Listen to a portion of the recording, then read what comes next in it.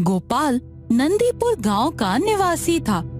एक साधारण सा लकड़हारा।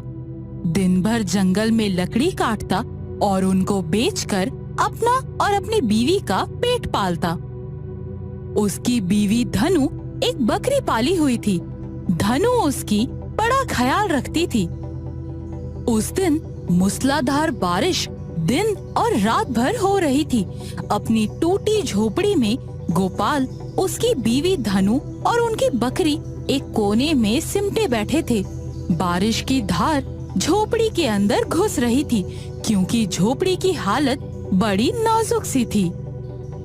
काफी जोरों की बारिश हो रही है, पता नहीं कब रुके। मुझे तो डर लग रहा है कि कहीं झोपड़ी ही ना तेज पानी से भरभरा कर गिर जाए। उसी समय वहाँ से वरुण देव गुजर रहे थे। बारिश का मौसम भी उन्हीं का दिया होता है, तो जब ये बरसात होती है तो वो धरती की सूद लेने निकल पड़ते हैं। उन्होंने गोपाल और धनु की बातें वहाँ से गुजरते हुए सुन ली थी। वो मुस्कुराए और मन ही मन उन्होंने कहा, अरे गोपाल और धनु, बड़े गौ की तरह सीधे हो। तुम्हारे भोलेपन का लोग फायदा निकाल लेते हैं। फिर उन्होंने अपनी मुट्ठी निचोड़ी तो उसमें से बरसात के पानी की तरह पानी निकलकर धनु की बकरी के बदन पर गिरा। बकरी अपने स्वभाव से अपने बदन पर गिरे पानी को चाट गई। ये देख वरुण देव ने हंसते हुए फिर से मन में बोले, लो, हो गया काम। गोपाल और धनु, अब तुम्हारी किस्मत। ये कहकर वरुण आगे निकल गए।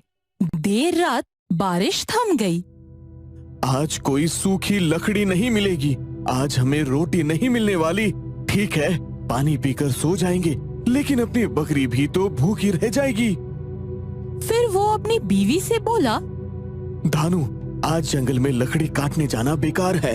लाओ, बकरी को ही पत्ते खिलाकर लाता हूँ, और अगर पेड़ों में खाने को कुछ फल मिल गए तो लेता आऊंगा। आज उन्हीं से काम चलाना पड़ेगा। ये कहकर वो बकरी लेकर जंगल की तरफ निकल पड़ा। जंगल पहुंचकर उसने कुछ पत्ते तोड़े और बकरी के सामने रख दिए। बकरी पत्ते खाने लगी। तुझे तो खाने को मिल गए, अब मैं कुछ अपने खाने को फल ढूंढ लेता हूँ। तब तक तू यही पत्ते चबा। ये कहकर वो पेड़ों पर फल खोजने लगा। कुछ जामुन मिलने के बाद वो वापस बकरी लेने आया। बकरी के पास पहुंचकर उसे अपनी आंखों पर विश्वास नहीं हो रहा था। ये क्या उसकी बकरी है? ये तो एक दैत्य के समान बड़ा सा अनोखा सा जानवर दिख रहा है। इतनी बड़ी बकरी कैसे हो सकती है? बकरी वाकई बहुत ऊंची और लंबी चौड़ी हो गई थी। गोपाल डर के मारे भागकर अपने घर चला आया। सारी घटना अपनी बीवी धनु को बताई। तब तक वो बड़ी सी बकरी भी पीछे पीछे घर आ गई। उसे देखकर धनु भी घबरा गई। फिर ध्यान से देखा तो ये उसी की बकरी थी।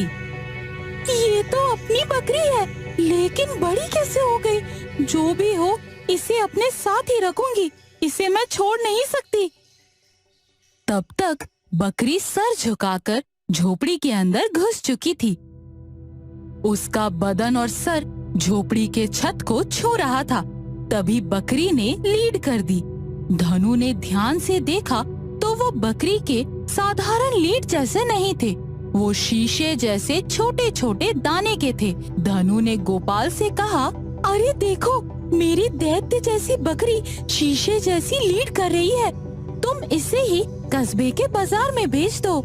अगर बिक गए तो खाने के पैसे हो जाएंगे। गोपाल ने बकरी के लीड को एक पोटली में डाला और कस्बे के हाट की तरफ निकल पड़ा। रास्ते पर गंजू सोनार का घर पड़ता है। वो गहने बनाता है। रोज गोपाल गंजू सोनार को लकड़ी बेचता है। गोपाल को देखते ही गंजू चिल्लाया, अरे गोपाल, तूने आज लकड़ी नहीं दी? खाना बनाने में घर में तकलीफ हो रही है। मालिक, बरसात में सूखी लकड़ी नहीं मिली, इसलिए दे नहीं पाया। झूठ मत बोल, तेरे पोटली में क्या है? दिखा मुझे। यही कुछ शीशे के दाने हैं, बेचने जा रहा हूँ। अगर कुछ पैसे मिल जाए तू पहले मुझे दिखा। गोपाल क्या करता, गंजू के सामने उसने पोटली खोल दी। गंजू था तो सोनार, वो देखते ही जान गया ये शीशे के दाने नहीं हैं, बल्कि ये हीरे हैं। उसकी आंखें चौड़ी हो गई।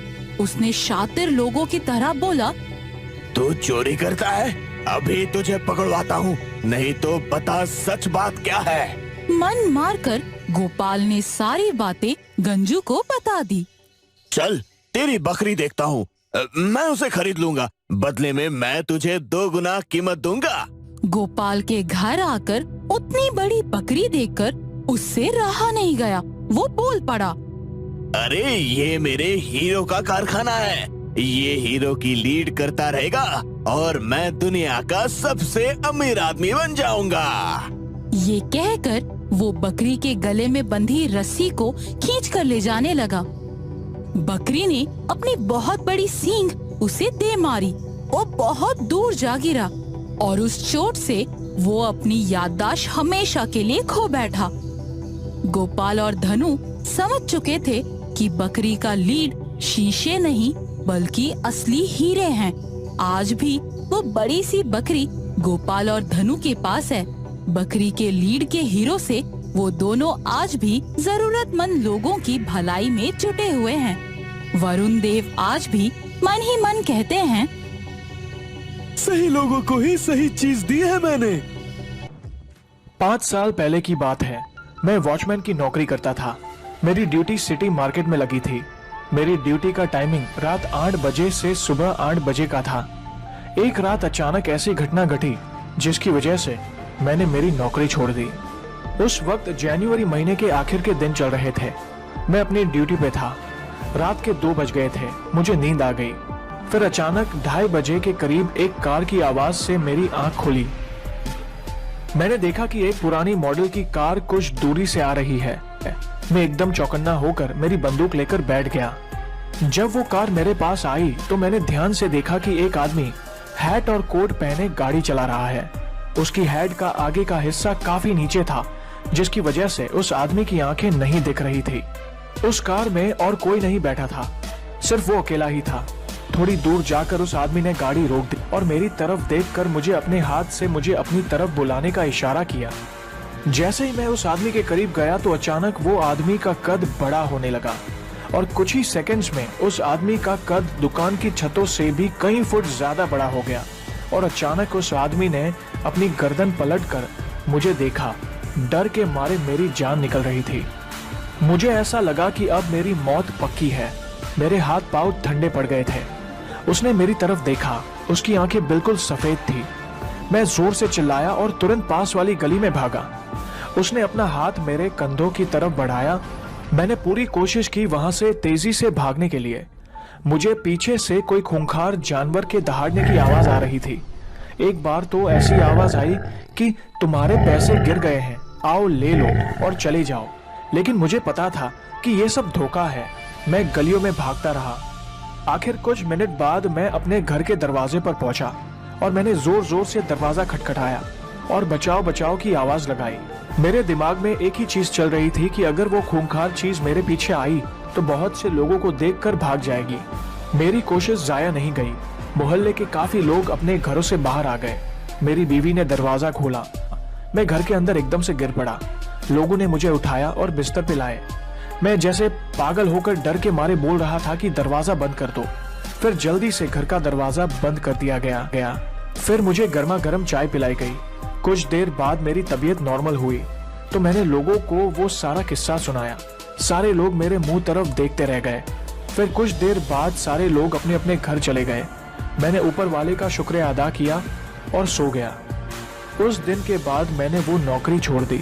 हमारी चैनल को जरूर सब्सक्राइब करिए और बेल आइकॉन को जरूर दबाइए ताकि आने वाली नई वीडियोस आप